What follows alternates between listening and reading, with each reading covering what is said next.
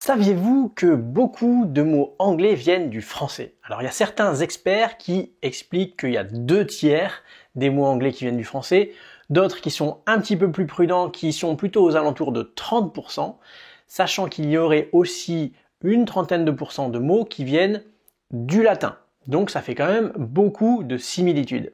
Je vous propose aujourd'hui de voir quelques détails de plus sur le pourquoi, le comment de cette influence du français sur la langue anglaise.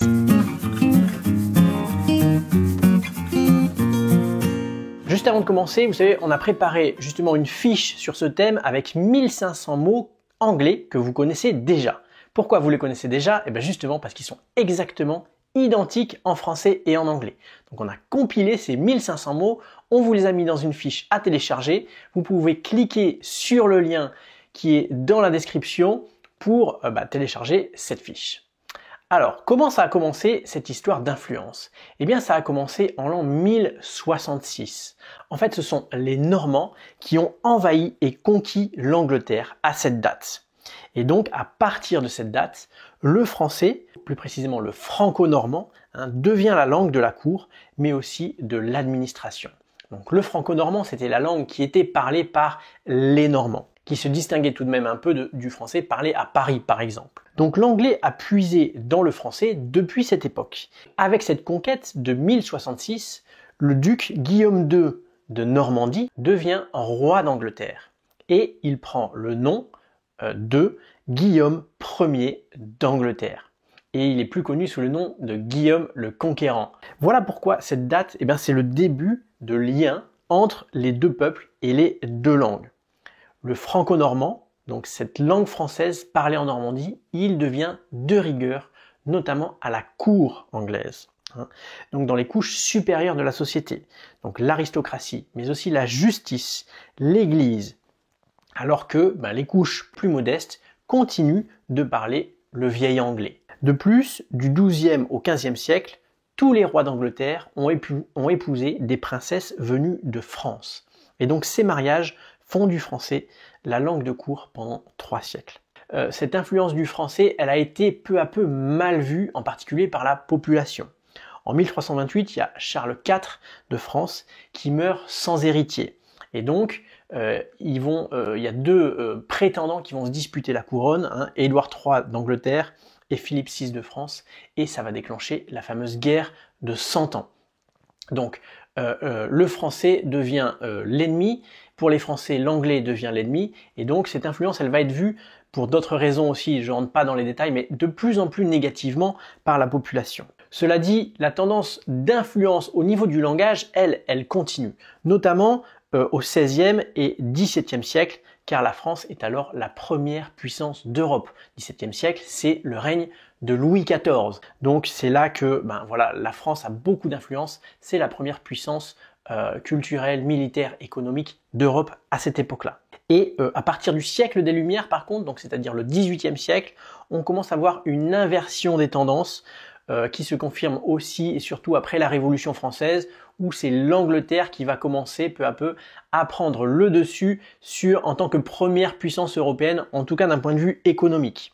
Donc la langue de communication au niveau européen devient peu à peu l'anglais, notamment dans les domaines de la science et de la technique qui sont en plein essor au XVIIIe et XIXe siècle. Voilà.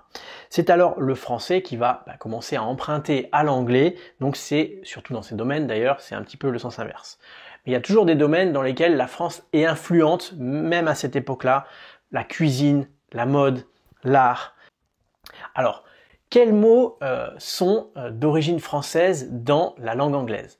Donc, ce serait trop long de tous les lister, il y en a énormément. On peut noter quelques familles de mots qui vont souvent, mais pas tout le temps, être d'origine française. Par exemple, les mots qui se terminent en OUS. Je vous donne 2 exemples. Serious, nervous, ça, on voit très bien la racine française. Alors attention d'ailleurs avec ces mots-là, ils se terminent en OUS, donc on a envie, nous francophones, en les lisant, de les prononcer ous, Sirius, nervous, mais c'est faux. Il faut les prononcer comme s'ils s'écrivaient EUS, serious, nervous, c'est comme ça. Ensuite, il y a la famille des mots qui se terminent par Y, Alors là, pour être vraiment précis, ils sont pas tous d'origine française, mais soulignons-en deux, par exemple, ability, acceptability. Voilà, on voit que il y a une racine française. Ensuite, et là, c'est vraiment très fréquent, les mots qui se terminent en I-O-N, même T-I-O-N, hein, attention, nation, revolution, tous ces mots-là, hein, attention, nation, révolution et tout, enfin, peut-être pas tous, mais beaucoup de mots qui se terminent en T-O-N sont d'origine française. Les mots également en T-U-R-E, comme adventure, culture, tous ces mots-là, eh ben, on voit la racine latine et ou française. Attention à la prononciation aussi, on ne dit pas tur, on dit chur, adventure, voilà. Alors, il y a aussi beaucoup de mots qui sont étonnants et qui viennent du franco-normand. Je vous en cite quelques-uns. Eh ben, beef, on voit, ça venait de buef, le franco-normand, c'est le bœuf. Challenge, eh ben, ça venait de challenge, qui voulait dire défi, c'était du franco-normand.